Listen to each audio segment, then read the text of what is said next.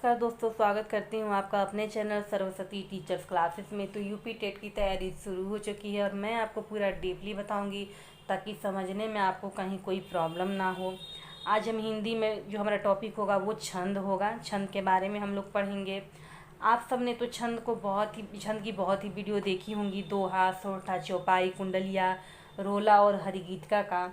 लेकिन यहाँ पे मैं सब कुछ आपको एक ही वीडियो में क्लियर कराऊंगी, इसीलिए आप इस वीडियो को पूरा लास्ट तक देखिएगा। यहाँ से क्वेश्चन भर भर के पूछे जाते हैं। तो अभी तक अगर आपने मेरे चैनल को सब्सक्राइब नहीं किया है तो सब्सक्राइब कर लीजिए। सबसे पहले बात करती हूँ क्वेश्चन की, जो 3 से 4 नंबर के क्वेश्चन में क्वेश्चन आते हैं। कैसे आते हैं आपको पता होना चाहिए।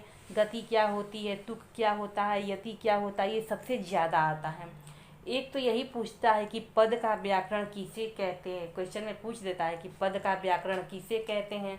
तो पद का व्याकरण जो है दोस्तों, वो हम छंद को कहते हैं। किसको कहते हैं? छंद को कहते हैं। छंद में ही सारी चीज़ें आएंगी आपको। छंद को कितने भागों में डिवाइड किया गया है? तो 2 भागों में। कौन कौन सा? तो एक है हमारा वाणिक छंद और दूसरा है हमारा मात्रिक छंद। पहला वाणिक और दूसरा मात्रिक छंद। तो चलिए स्क्रीनशॉट लीजिए, मात्रिक छंद के बारे में हम पढ़ते हैं। अब सबसे पहले बात करते हैं हम मात्रिक छंद की कि कैसे क्वेश्चन आते हैं। आप लोगों को दोहा, सोरठा, कुंडलिया ये सब गिनने का जो तरीका है आप समझ लीजिए, फिर जो आप कभी गलत नहीं करोगे, मैं ऐसा आपको बताऊंगी। तो बात करते हैं लघु की। जो ये हमारा लघु है, तो लघु में आपको जो ये चिन्ह दिखाई दे रहा है डंडी जैसा, तो इसको हम ए का मात्रा कहते हैं। और जो ये दीर्घ है, यानी कि जो एस कहीं आपको दिख रहा है, इसको हम किससे कहते हैं? इसको हम 2 गिनते हैं। तो ऊपर वाले को जितना भी हमारा लघु है, जो अ, ई, उ, चंद्र बिंदु, तो इसे हम क्या कहते हैं? इसे हम 1 मानते हैं। और दीर्घ में हम आ, बड़ी, बड़ा, उ, ए, ओ, और अंग, इसे हम क्या कहते हैं? 2 का मात्रा मानते हैं। अब हम एग्जाम्पल लेते हैं। आप सोच रहे हो कि अब हम एग्जाम्पल लेते हैं, और ध्यान दीजिएगा यहाँ विसर्ग भी लगा है, तो विसर्ग जितना भी हो हम उसे भी 2 नहीं मानते हैं, विसर्ग कोई भी आए। तो अब हम एग्जाम्पल लेते हैं। जैसे क्वेश्चन बहुत बार आता है, कहता है जैसे हम चलते हैं, रुकते हैं, तो उसे हम क्या कहते हैं? तो विश्राम कहते हैं।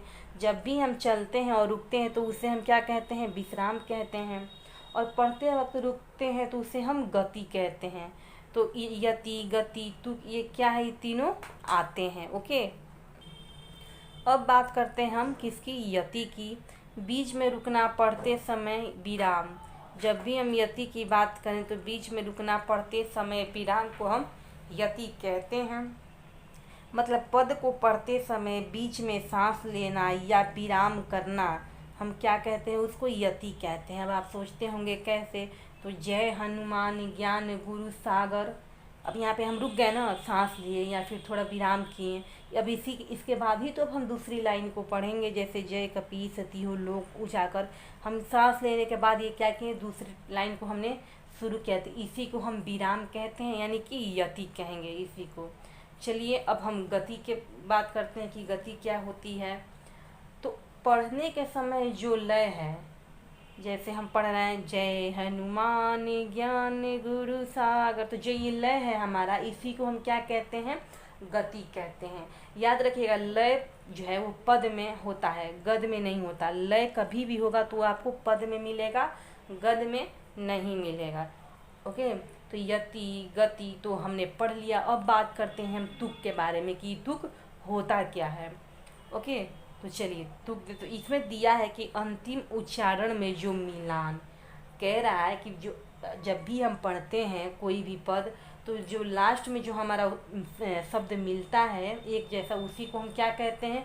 तुक कहते हैं। जैसे पढ़ते समय लास्ट में जो आपको एक जैसा मिले वही, जैसे हम देख लें यहाँ पे कि जय हनुमान ज्ञान गुरु सागर, जय कपीस तिहु लोक उजागर। ये जो गर इसमें भी है और इसमें हमारा क्या दिया है? गर दिया है।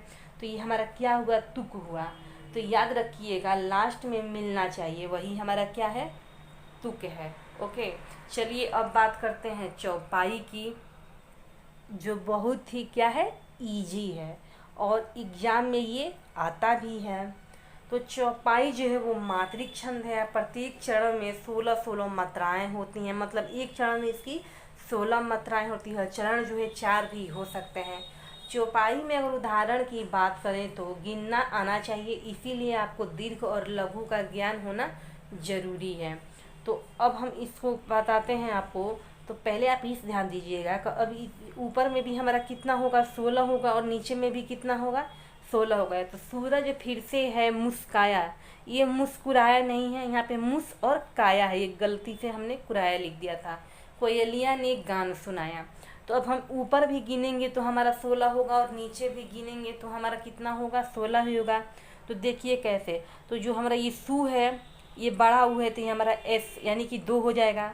ईरो हमारा 1 है, ज 1 है, फिर में ये बड़ी मात्रा है तो नहीं सॉरी छोटी मात्रा है तो 1, ये फिर हमारा 1, ये से है तो बड़ा एल जो लगा है तो ये 2 है, इसमें भी 2, छोटा मात्रा लगा है तो 1, एस है तो 1, और का है यानी कि 2 लगा है आ, तो इसमें भी एस, और यहाँ पे वाई लगा है तो यहाँ पर भी 2।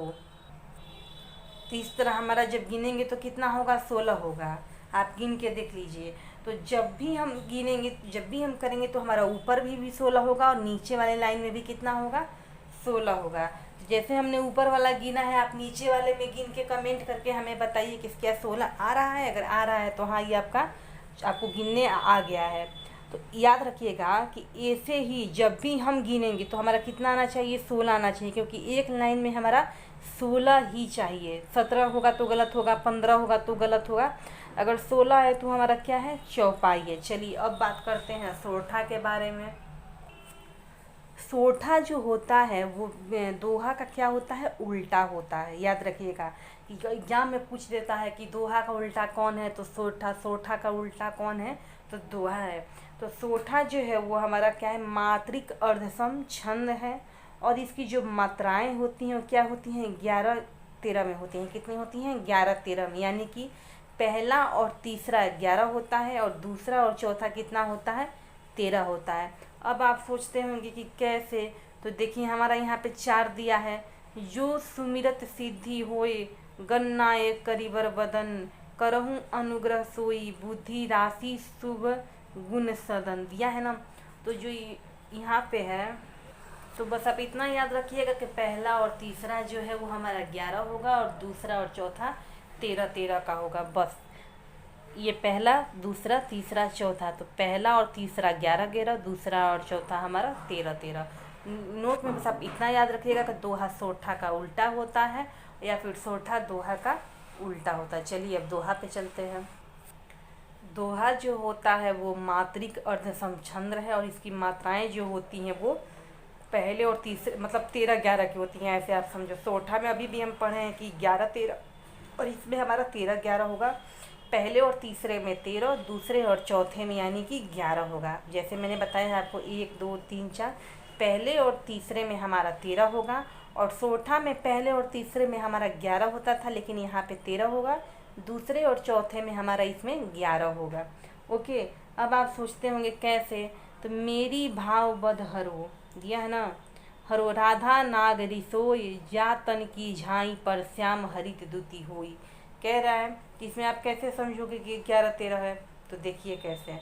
बस आपको इतना रखना है कि 11 और 13 पे इसकी क्या होती है, यति होती है। जब भी हम नहीं सॉरी 11-13-11 पी हमें क्या होता है यहाँ पे देखने को मिलता था। चलिए रोला पे चलते हैं, बात करते हैं रोला के। तो रोला जो है वो क्या है, मात्रिक, रोला जो हमारा मात्रिक समछंद है, और इसकी मात्राएं कितनी होती हैं, तो 24 होती हैं। ओके, रोला का मात्रिक जो छंद मात्राएं होती हैं वो 24 होती हैं। याद रखिएगा कि दोहा में 13-11, सोरठा में 11-13, चौपाई में 16-16, रोला में 21, और हरिगीतिका में कितनी 28 होती है। ओके, तो रोला में हमारा क्या होता है कि मात्राएं 24 होती हैं प्रत्येक चरण में। और नोट यहाँ पे याद रखिएगा कि 11 और 13 पे क्या होती है, यति होती है। क्या होती है, जब भी इसका हमें रुकना होता है तो क्या होता है, 11 और 13 पर ही हमारा यति होता है। और 24 मात्राएं होती हैं प्रत्येक चरण में, जिसे हम रोला के पूछ दे कि 24 मात्राएं किस में होती हैं, तो रोला में होती हैं। चलिए स्क्रीनशॉट लीजिए, आगे चलें। अब आया हरिगीतिका। अब ये हरिगीतिका क्या है, तो मात्रिक समछंद है, और मात्राएं प्रत्येक चरण में इसकी 28 होती है। कितनी होती है, 28 होती है। दोहा में 13-11, सोरठा में 11-13, चौपाई में 16-16, रोला में 21, और हरी गीतिका में 28 होती है। बस आपको इतना याद है। अब बात करते हैं कुंडलिया की। कुंडलिया जो है वो मात्रिक विषम संयुक्त छंद है और इसकी जो बनावट है वो क्या है, तो एक दोहा होगी और दूसरा रोला होता है। मतलब इसका जो बनावट होता है, एक दोहा होता है यानी कि 13-11, और दूसरा जो है हमारा वो रोला होता है यानी कि 24 का। तो ये आपको याद है ना कि 24 रोला का जो मात्रिक छंद मात्राएं कितनी होती हैं, तो 24 होती हैं। और दोहा का 13 होता है और रोला का 24 होती हैं। तो कुंडलियाँ जिस शब्द से प्रारंभ होती हैं उसी पर ये क्या होता है, समाप्त होती हैं। जब भी आपसे पूछे कि कुंडलियाँ किस पे शुरू होकर किस पे ख़त्म होती है, तो बस आपको इतना याद रखना है कि कुंडलियाँ जिस शब्द से प्रारंभ होती है उसी पे वो क्या होती है, समाप्त होती है। बस इतना याद है। और इसके बनावट में एक दोहा होता है और एक रोला होता है। दोहा 13-11 का और दोहा जो है 13-11 का और रोला जो है वो 24 का होता है।